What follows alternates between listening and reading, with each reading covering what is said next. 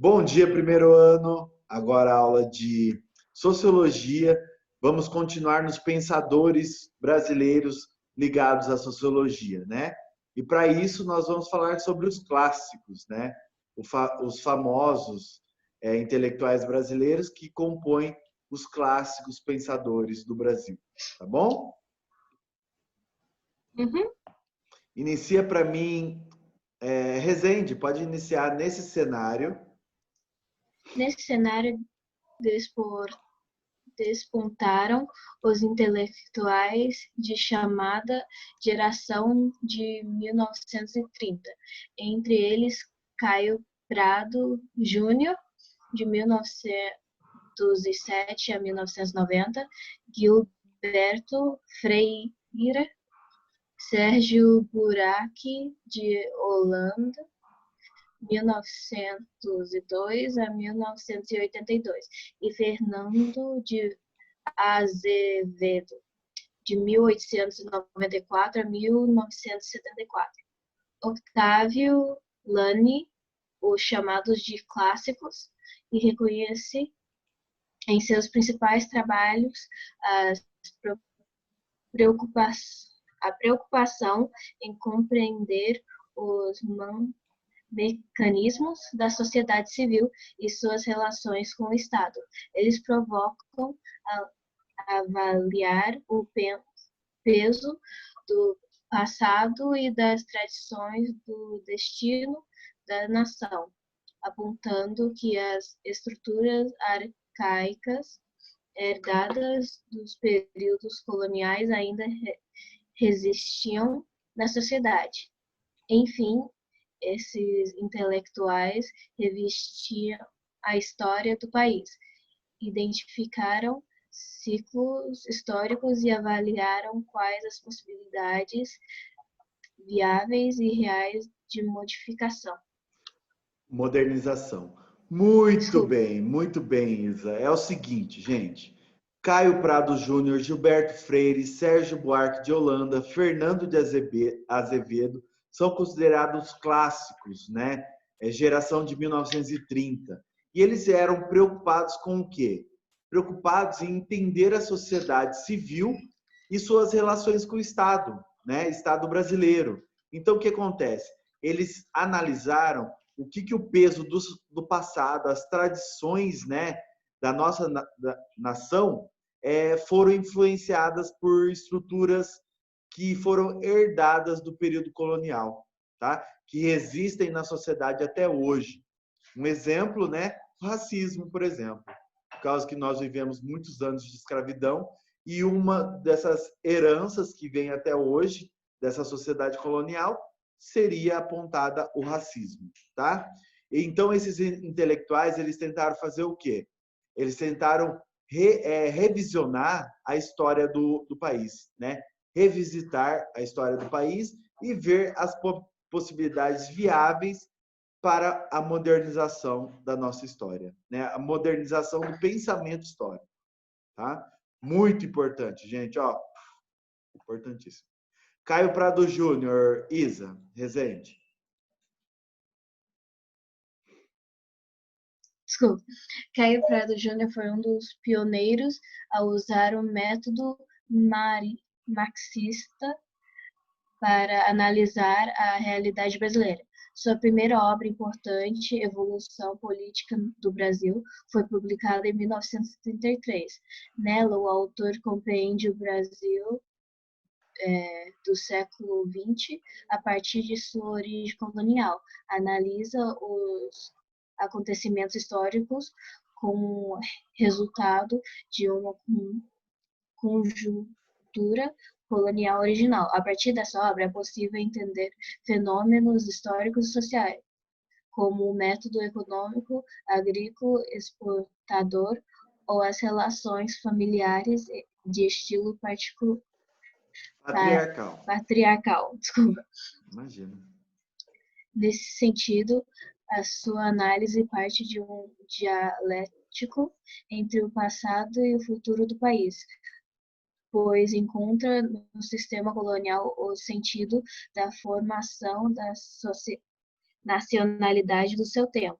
Muito importante, Caio Prado Júnior, gente. Então, ele usa qual método? Qual teoria que ele se baseia para construir essa realidade brasileira? Através do método marxista, tá? Então, ele aplica esse método na sociedade brasileira. Então, ele vê acontecimentos históricos, tá? Baseado no quê?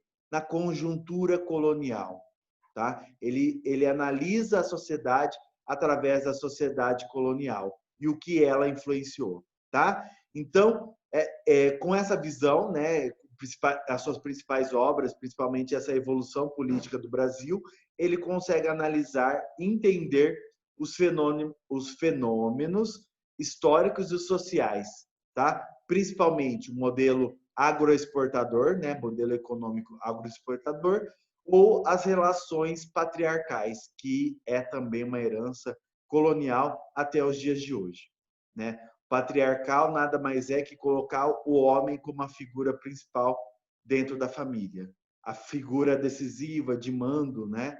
Então isso é muito enraizado até os dias de hoje, que está sendo quebrada aos poucos essa sociedade patriarcal, mas ainda assim igual à escravidão que levou ao racismo, é muito intrínseca, né? É muito ligada à sociedade que nós vivemos até hoje.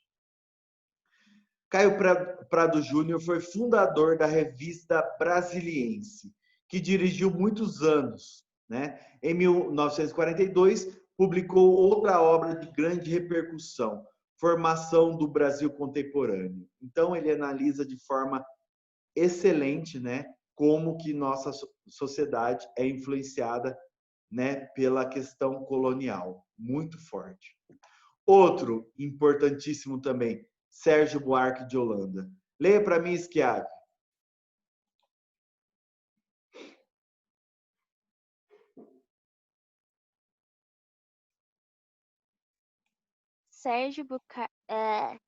Sérgio Buarque de Holanda iniciou sua produção intelectual exercendo a crítica literária e cultural. Publicou em 1936 seu primeiro livro, Raízes do Brasil, um ensaio sociológico que usa o conceito de tipo ideal elaborado por Weber. Ele propõe um polêmico conceito de homem cordial que caracterizaria o comportamento típico do brasileiro. Esse conceito diz respeito ao caráter pessoal e afetivo do brasileiro, e ao mesmo tempo a sua característica de rejeitar leis e instituições por terem sido instituídas a partir de forte coerção social unilateral. Essa reação apolada na informalidade teria resultado como conhecido jeitinho brasileiro. Nossa, fantástico, gente. Então, essa obra deles, Raízes do Brasil, é monstro, monstro, monstro. É uma das bases históricas, sociológicas, filosóficas do Brasil, tá? Raízes do Brasil, então, ele vem trazer o conceito de homem cordial, que o brasileiro é muito cordial, receptivo, né? Amoroso com as pessoas de fora, tá? Então, isso ele coloca como um comportamento típico do brasileiro. Isso é falado até hoje, gente, para você ter uma noção da importância. E também fala que esse caráter pessoal afetivo, né, do brasileiro é uma característica também de rejeitar leis e instituições, né, que vieram essas instituições, essas leis, com uma forte forma de coerção social, ou seja, de imposição social, de mudança de estrutura social. E isso ele assemelha também com o jeitinho brasileiro. O que é o jeitinho brasileiro, gente? Quando as pessoas são, tipo, muito amigáveis. Mas no ato do dia a dia, o que seria o jeitinho brasileiro? O que seria é pejorativo ou é benéfico falar o jeitinho brasileiro? É ruim ou é bom? Oh, se alguém falasse que você tem jeitinho brasileiro, eu não seria ofendida, não. Mas se a gente se colocar enquanto brasileiro, o jeitinho brasileiro é aquele jeitinho que dá, independente de leis, ele vai dar um jeito. Ah, tipo, de se safar? Mais ou menos. Vamos dizer, tem que usar cinto de segurança, certo? Mas não precisa, eles não vão olhar. As pessoas não olham. Pior que tem isso em todo o país, né?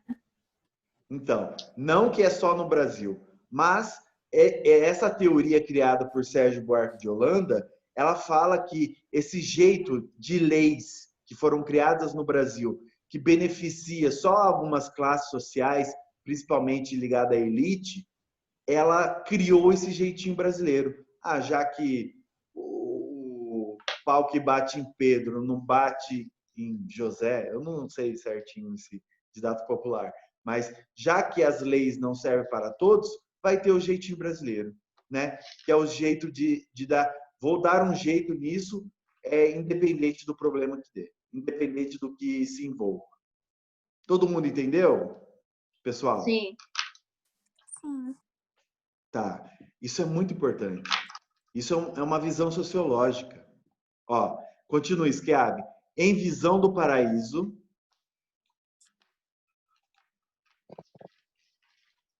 Em Visão do Paraíso, 1959, Sérgio Buarque aponta a ideia do paraíso terrestre herdada do período medieval, como uma representação que teria norteado o processo de colonização no Brasil. Essa visão seria uma espécie de miragem que guiaria o processo histórico brasileiro. Nossa, gente. Peguem o filme Rio. Pegue a Disney representando o Brasil com o Zé Carioca. Pegue isso, né? Pegue todas essas visões. O Brasil é uma miragem.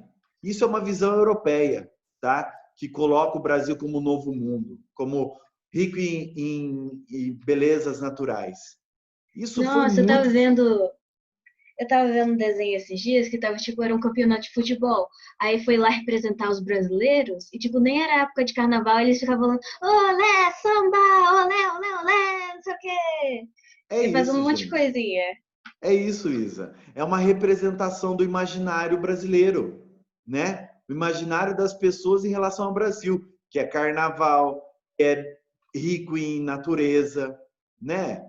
Que, vamos supor, pensam que ainda no meio de uma cidade vai ter animais selvagens convivendo com a gente. Então, isso é a visão do paraíso de Sérgio Buarque de Holanda, colocando esse imaginário que o Brasil é uma miragem, ricos em questões naturais. Então, gente, esses caras fantásticos, fantásticos. Realmente clássicos brasileiros.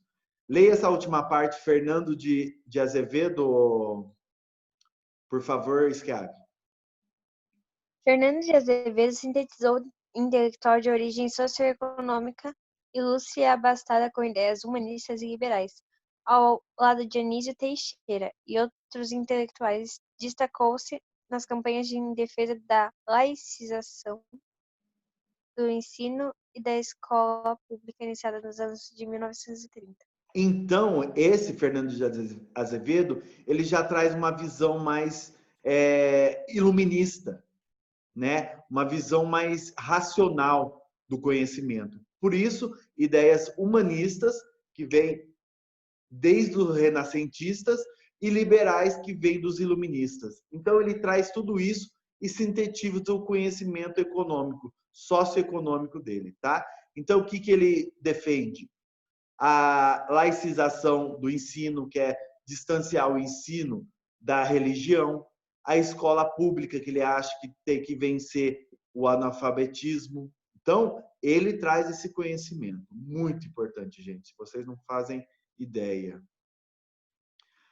E também a gente não consegue avançar tanto, porque, nossa, que apostila enorme, né? Muitos textos, realmente. Continue para mim, Ataíde. Ele desempenhou, Fernando Novaes ainda, tá? Não, calma aí. Ué, cadê o início do Gilberto Freire? Ué, já mostra ele direto? Enfim, vamos lá. Pode começar, Taíde. Ele desempenhou um importante papel na criação da USP e foi um dos primeiros mestres brasileiros de sociologia naquela instituição. Também foi pioneiro na difusão da sociologia de Emile Durkheim no Brasil. Sua principal obra é A Cultura Brasileira, publicada em 1943. Nela retoma o tema da unidade nacional fundada nas diferenças étnicas, regionais e culturais. Ao contrário dos intelectuais modernistas, que enfatizavam a cultura nativa, Fernando de Azevedo buscava uma síntese de várias culturas para elaborar uma consciência nacional. Nesse processo, a educação cumpriria o papel de veículo da própria cultura e da civilização, concepção contrária à defendida por Gilberto Freire, que interpreta a cultura brasileira com base na miscigenação. Muito bem, muito bem. Então, o que acontece? Fernando ainda de Azevedo, que a gente iniciou anteriormente, ele participa da criação da USP, né, uma das faculdades melhores do país, né, e está entre as melhores do mundo também. A USP, então, ele foi o pioneiro no pensamento sociológico, principalmente a sociologia ligada a Émile Durkheim, que a gente já viu, né? Na obra, então, Cultura Brasileira, ele faz uma unidade nacional, né? Mostrando as diferenças étnicas, regionais e culturais. Então, ele buscou, através disso, fazer uma síntese, juntar várias culturas para elaborar a consciência nacional, que é totalmente diferente de Gilberto Freire. Então, vamos direto aqui no Gilberto Freire e vamos ver qual é a visão dele. Pode continuar, Taíde. Freire procurou mostrar que a cultura brasileira se caracterizaria pela convivência harmoniosa entre negros, indígenas e brancos, e que o racionalismo no Brasil seria marcado pela fusão de raças e grupos sociais, apesar da violência da escravidão e do estigma do preconceito herdado do período colonial. Essa interpretação despertou críticas de diversos intelectuais nas décadas seguintes à publicação de sua primeira obra, numa discussão que se estende até os dias atuais. Muitos críticos entendem esse conceito de equilíbrio entre as raças como um mito, especialmente por ter desestimulado por décadas a consciência étnica no próprio negro. Freire também foi criticado por generalizar o conceito de miscigenação, pois chegou a ele analisando somente a sociedade patriarcal nordestina. Sua contribuição mais importante foi pensar de forma pioneira a originalidade da cultura brasileira e suas matrizes étnicas.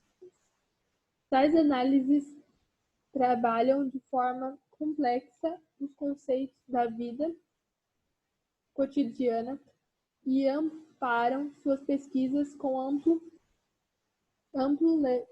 levantamento empírico de documentos com correspondências, diários e anotações.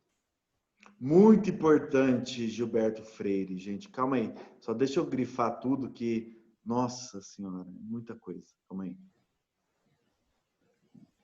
Contribuiu no seu pensar a originalidade brasileira com suas matrizes étnicas. Tá. Então vamos lá, gente. Gilberto Freire. Então ele tenta mostrar a cultura brasileira pela convivência harmoniosa entre negros, indígenas e brancos. Por que chamam isso de um mito, gente? Essa análise dele como um mito. O que vocês acham? Por causa do preconceito? Justamente, Ataíde. Porque você acha que foi harmoniosa a relação entre negros, indígenas e brancos? Gente, os brancos escravizaram indígenas negros. Como foi harmoniosa? Certo que Gilberto Freire é o homem do seu tempo, né? Ele analisou na década de 30, né? E posteriormente também essa visão. Mas mesmo assim, hoje nós vemos, né, que não foi harmoniosa. E por isso que ele foi muito criticado pelos próximos, né? que ele tentou fazer essa fusão das raças e grupos sociais, né? Apesar de toda a violência da escravidão, que a gente está falando aí no próprio texto, e o preconceito herdado do período colonial. É por isso que ele recebeu crítica, porque foi uma visão muito inocente, né? Pensar que esses grupos étnicos conviveram de forma harmoniosa, né? Muito mito, né? Pensar em um equilíbrio entre essas raças. Não, é muito mito, né? Então, foi tão criticado que acharam que isso desestimularia, então, a consciência étnica do próprio negro, por exemplo. Não, que o negro tem que achar que não, que foi tudo harmonioso. Não foi, gente. A escravidão durou até 1888. Estamos falando do século XIX. E o racismo, que eu já falei para vocês, é uma herança que ficou na nossa sociedade, que tanto que tem o racismo até hoje. Então, apesar de todo esse pensamento que foi criticado de Gilberto Freire, né, ele trouxe uma análise muito boa, né? Ele conseguiu trazer uma contribuição no pensar sobre a cultura brasileira e suas matrizes étnicas. Então, a ideia da miscigenação é muito essa mistura, né? Muito importante. Deixa eu ver aqui mais. E também a questão da sociedade patriarcal. Ele analisou só pela sociedade nordestina. Isso é muito errado, né? Não podemos generalizar. A gente vai falar sobre um tema falando só de uma região? Não. Para falar sobre um tema, você tem que falar sobre a nação, né? Isso é muito importante. Pode continuar, Ataíde. Freire acreditava ainda que a sociologia e a antropologia podiam auxiliar na administração do país, possibilitando uma reflexão fundamental no estudo da realidade brasileira. Trabalhou também de modo decisivo para formar um instituto de pesquisas sociais independente do Estado e da universidade, plantando as bases da Fundação Joaquim Nabuco, que se tornou realidade em 1949. A fundação destinava-se ao estudo sociológico das condições de vida do trabalhador brasileiro, da região agrária do Nordeste e do pequeno lavrador da mesma região, de acordo com o texto do projeto apresentado pelo próprio Gilberto Freire, deputado à época.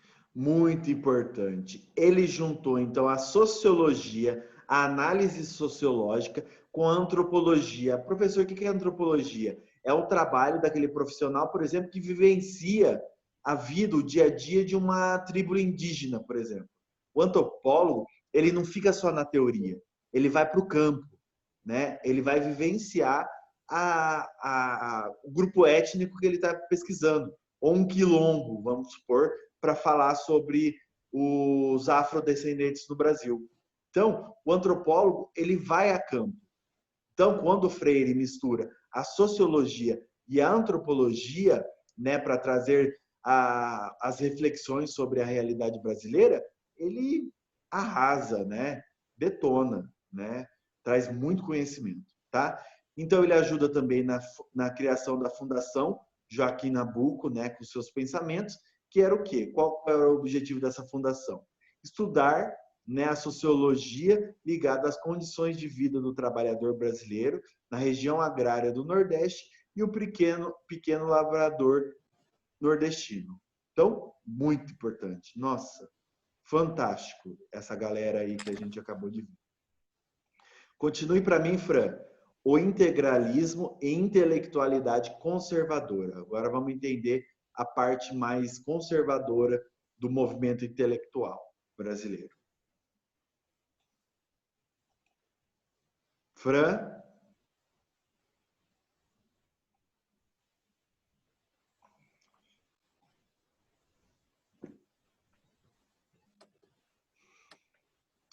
Continua para mim, Luiz, por favor.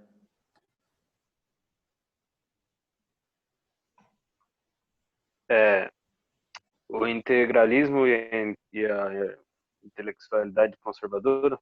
Isso, muito bem. O movimento intelectual da década de 1930 deu origem não apenas a pensadores de influência marxista ou liberal, mas também conservadores. O fundador e principal representante dessa corrente foi o escritor Plínio Salgado, que via com desconfiança o movimento modernizador da sociedade, o liberalismo e o marxismo. Pode continuar. Suas ideias conservadoras exaltavam a ordem, a disciplina, a tradição e o autoritarismo do Estado. Ele criou a Ação Integralista Brasileira, AIB, movimento inspirado no fascismo italiano, cujas ideias se consubstanciavam no Manifesto de Outubro de 1932, pregando o chamado Estado Integral. Segundo esse ideário, o Estado seria um meio de tornar compatíveis os aspectos contraditórios da realidade brasileira, bem como combater o comunismo e o liberalismo econômico, ambos igualmente nefastos. Salgado publicou Integralismo perante a noção, o que é integralismo, a aliança do sim e do não. Muito importante, gente. Do mesmo jeito que a gente sabe que tem ideais de esquerda que são mais influenciados por marxistas, também tem o ideal centro, né? Que é o liberal, que fica no centro das ideias, e também tem o conservador que fica à direita, tá? Então, esses pensamentos à direita foi iniciado por Plínio Salgado, tá? Plínio Salgado, ele era totalmente contra os liberalistas e também os marxistas, tá? Então, esses dois eram vistos com ele com maus olhos. Então, suas ideias conservadoras defendiam o quê, professor? Ordem, disciplina, tradição e autoritarismo do Estado, ou seja, o Estado impondo as coisas que as outras pessoas têm que seguir e ponto final. Criou também a Ação Integralista Brasileira, no momento que Getúlio Vargas comandava, né? E foi inspirado no fascismo italiano, né? Segunda Guerra Mundial. E ele defendia o Estado integral, que era o quê? O Estado que teria que ser o quê? Não poderia seguir comunismo ou liberalismo econômico. Ele acreditava que esses dois iriam ser contraditórios à realidade brasileira. Então, essa é uma visão conservadora, direita de todo esse movimento. Alguém tem alguma dúvida? Eu vou ver sua mensagem, Fran. Tá bom. Tá bom, Fran. Então, gente, entenderam o conservadorismo brasileiro? Eu vou passar, então. Sim. Tá. Continua para mim, Fran. O movimento integralista. O movimento integralista valoriza o nacionalismo e via o passado colonial e sua herança étnica como a base da verdadeira brasilidade. Militarizando o movimento, comandou um levante contra o Estado Novo de Getúlio Vargas em 1938, sendo derrotado. As visões fragmentadas dos indivíduos e da sociedade, econômicas, sociais, políticas e morais, precisavam, na visão Salgado, ser integradas. Por isso tem o termo integralismo, para a construção de um novo país. Remanescentes da A e B compuseram o Partido de Representação Popular, PRP, pelo qual Plínio Salgado foi candidato à presidência da República em 1955. Então, contrário a tudo que os intelectuais que a gente viu, os chamados clássicos, falavam, que não valorizavam essa herança cultural colonial nossa, o movimento integralista, ele valorizava o nacionalismo com base no passado colonial, que é a herança étnica. Então, na verdade, isso é uma defesa de uma elite, né? Que defendia a escravidão, que defendia o patriarcado, certo? Isso tudo vem desse movimento integralista, totalmente conservador, certo? Sim. Vamos continuar, não vou ler a legenda, porque senão não vai dar tempo, tem 6 minutos. Continue para mim, por favor, Fran. Outro movimento cultural conservador foi liderado pela Igreja Católica. O Centro Dom Vital, no Rio de Janeiro, fundado por Jackson de Figueiredo em 1922, foi a sede do movimento Nascimento Católico, que visava colocar a Igreja Católica no centro da vida política e cultural brasileira, da qual fora afastada pela proclamação da República. Após a morte de patrono, em 1928, assumiu sua direção intelectual Alceu Amoroso Lima, cujo pseudônimo era Tristão de Ataide, combatendo o materialismo que se difundia no país. O grupo estava preocupado em disseminar a fé e a obsessão junto aos católicos leigos, especialmente intelectuais. Optou por fazer da evangelização e da educação católica, especialmente a universitária, sua principal arma. O Centro Dom Vital existe até hoje. Muito importante, gente. Outro movimento conservador foi o liderado pela Igreja Católica, tá?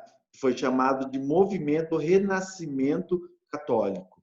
Então, o que visava esse renascimento católico? Justamente recolocar a Igreja Católica no centro da vida política e cultural brasileira, afastando que foi afastado na proclamação da República, com o Estado laico, que a gente já falou muito, né? Eles queriam pegar de novo o poder, ir de novo para a questão política e cultural do Brasil, que os iluministas foram contra, né? Então, eles combatiam qualquer ideia de materialismo histórico, que vem de Marx, por exemplo, que se difundia no país. Eles queriam expandir a fé católica para todos os grupos, né? Que fossem leigos ou não, tá? Esse foi o pensamento do movimento Renascimento Católico, tá? E também fazer a evangelização e a educação católica espalhar pelo país. Pode dizer quem falou? Isa, você pode grifar de novo o materialismo, por favor? Essa parte aqui? Não, só a palavra materialismo. É que tá tudo grifado, na verdade. Não, só assim em azul mesmo, que eu queria tirar print para poder grifar essa palavra em outra cor. Ah, tá. Deixa eu grifar aqui. Melhorou? Sim. Obrigada. De nada.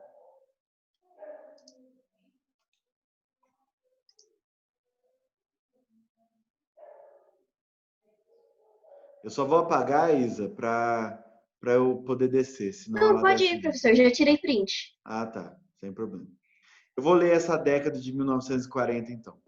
Muitos professores estrangeiros, isso em 1940, foram convidados para formar os profissionais das ciências sociais do Brasil. Para a Escola Livre de Sociologia e Política de São Paulo, vieram Donald Pearson, Radcliffe Brown, trazendo uma larga experiência que tinha sobre sociologia urbana, né? Para a USP veio a chamada Missão Francesa, composta de Claude Lévi-Strauss, Roger Bastide e Paul Orbulce Bastide e Fernand Braudel. Missão defensora de uma sociologia teórica humanista que enfatizava os estudos culturais. Esses intelectuais contribuíram para a construção do ensino de sociologia no Brasil e concederam parte das suas obras mais importantes no país. Isso porque encontraram nos trópicos a matéria-prima das investigações, mitos indígenas, comunidades afro-brasileiras, um país recente industrializado com muitas regiões diferentes. Então, gente, o que acontece? Na Escola Livre de Sociologia e Política de São Paulo, veio quem? Calma aí, veio a experiência da sociologia urbana, que eram os norte-americanos, estadunidenses, tá? E para a USP veio os franceses, tá? Que defendiam uma sociologia humanista que enfatizavam estudos culturais. Isso desenvolveu o estudo da sociologia no Brasil, muito importante. Isso a gente já tinha falado. Lembra das outras aulas que nós fizemos? Que nessa Escola Livre de Sociologia e Política de São Paulo foi os norte-americanos. E na USP veio a missão francesa, né? Os franceses. A gente falou isso.